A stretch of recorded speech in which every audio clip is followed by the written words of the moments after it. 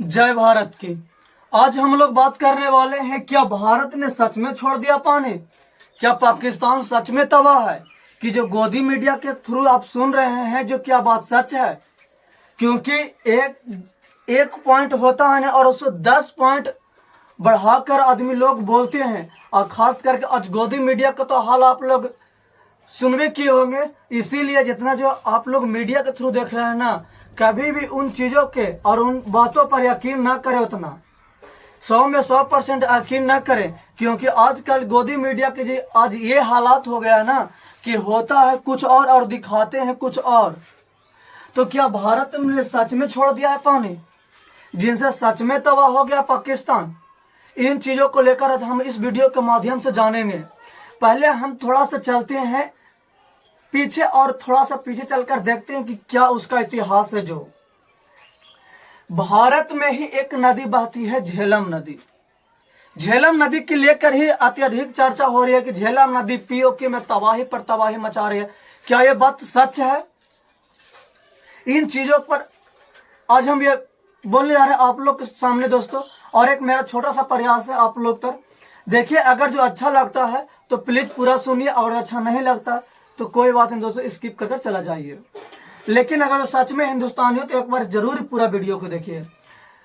भारत में ही एक नदी बहती है, झेलम नदी, जिसी के किनारे है श्रीनगर स्थित झेलम नदी। जो है कहा था बेरीनाग झील से निकलती है, बेरीनाग झील से निकलती है। इसका उद्गम स्थल माना गया, उसी के समीप से ही झेलम नदी निकलती है और आगे चलकर सिंधु नदी में वो मिल जाती है। सिंधु नदी में मिल जाती है, यानी हम ये भी कह सकते हैं कि झेलम नदी किनकी सहायक नदियां हुए? तो सिंधु की सहायक नदियां हुए। लेकिन यहाँ पर बात आता है कि भारत ने सच में छोड़ दिया पानी। अब पहले ये भी बताइए कि क्या सिंधु नदी एक छोटा मोटा नदी है जो जब चाहे पाइप है कि पाइप के इधर जा रहा है, पाइप से ज्यादा तो जब मन हुआ जब ऐसा करके टेढ़ा कर देंगे तो पाइप पानी इधर हो जाएगा? क्या छोटा मोटा नदी है जो सिंधु नदी के एक कहें और मोड़ देंगे तुरंत? उसके लिए डैम बनाना पड़ता है, उसके पानी के निकास बनाना पड़ेगा, वो उसके लिए वहां पर क्या बांध बनाना पड़ेगा, तब जाकर ना किसी भी क्या पानी रोक सकते हैं। लेकिन मोदी जी इस पर बोले हैं कि जो हम सिंधु समझौता हुआ था उसको हम नहीं मानते हैं, रद्द कर देते हैं। हम पानी पाकिस्तान में नहीं जाने देंगे। इसको लेकर नरेंद्र मोदी ने सोचे हैं, थोड़ा ना बंद कर दिए हैं।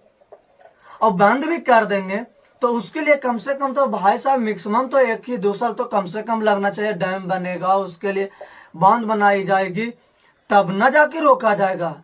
एक छोटी मोटी नदी तो है नहीं सिंधु नदी, वो तो विशाल नदियां हैं। तो विशाल नदी का किसी भी बड़ी नदी की पानी आप कहते समय डायरेक्ट पाइप नहीं ना हो रहा कि तुरंत उसको मोड़ दीजिएगा कि हाँ ये रुका पानी जाएगा, वो तो नहीं है। बड़ी नदी है तो उनको रोकने के लिए तो कुछ चाहिए व्यवस्था। तो नरेंद्र मोदी जी ये सिर्फ बोले हैं कि हम पानी जो अपना देश का पानी जाता है पाकिस्तान में, जिनसे वहां के 70% लोग कृषि कार्य, यानी कह सकते हैं कि कृषि कार्य पाकिस्तान में जितना भी कृषि हो रही है उसके 70% सिंचाई सिंधु नदियां से ही होती है, यानी भारत से जाने वाली नदियां से ही होती है। और ये भी हम बात करना चाहते हैं दोस्त कि पाकिस्तान की अर्थव्यवस्था है ना, अर्थव्यवस्था जो है जीडीपी है, वो अधिकांश भारत के द्वारा दिए जाने वाले पानी के साधन से जो कृषि होती है उन्हीं पर निर्भर है। यानी हम स्पष्ट रूप से कह दे तो हम ये भी कह सकते हैं कि पाकिस्तान का सबसे ज्यादा अगर जो निर्भरता जीडीपी के है तो वो कृषि पर ही है। तो यहाँ पर अगर जो हम सिंधु नदी की जल को रोक देते हैं ना, तो पाकिस्तान की जीडीपी क्या चलाएगा? नीचे गिर जाएगी, नीचे गिर जाएगी। और वहां जो आज महंगा है दाल चावल आटा लोकर, दिन प्रतिदिन वह उसका ऊंचाई बढ़ जाएगा। तो ये तो एक राजनीतिक, हम परमाणु बम तो मार नहीं सकते हैं डायरेक्ट, क्यों मारेंगे? वही परमाणु एक संपन्न देश है। तो यहाँ पर कुछ सोच समझ के चला जाएगा। अब बात आती है झेलम नदी की, कि झेलम नदी पीओके में तबाही लाए हुए हैं। ये मीडिया के थ्रू कहा जाता है कि पीओके में जो थोड़ा सा झेलम नदी है उसका पानी कुछ तेजी बहाव के कारण पीओके की कुछ नुकसानियां हो रही है। और इस पानी की वजह से, तेजी बहाव की वजह से वहां के लोग जो कुछ है वो ऊंचे जगह पर जा रहे हैं। ऐसा कहा जाता है, पाकिस्तान के मीडिया के थ्रू भी कहा गया है कि झेलम नदी का जलस्तर को बढ़ा दिया गया है।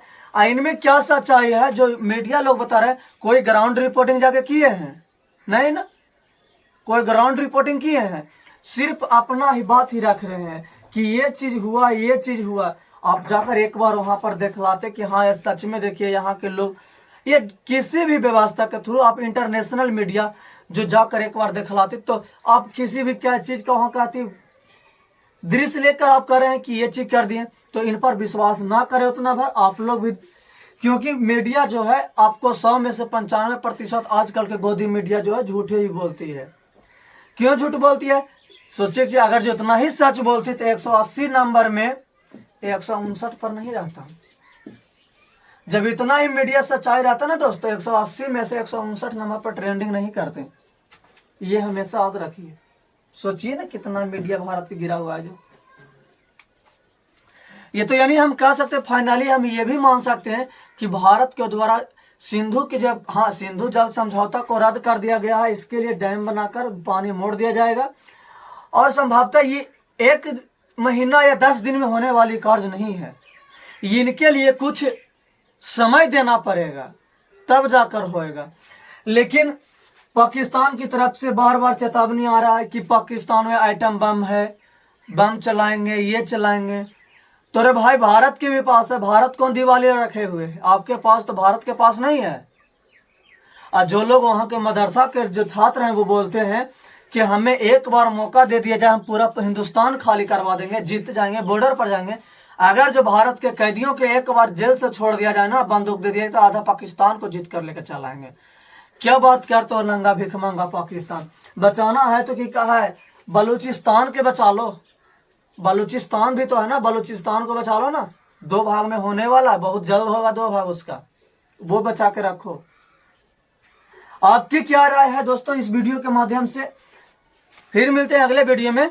जय हिंद दोस्त।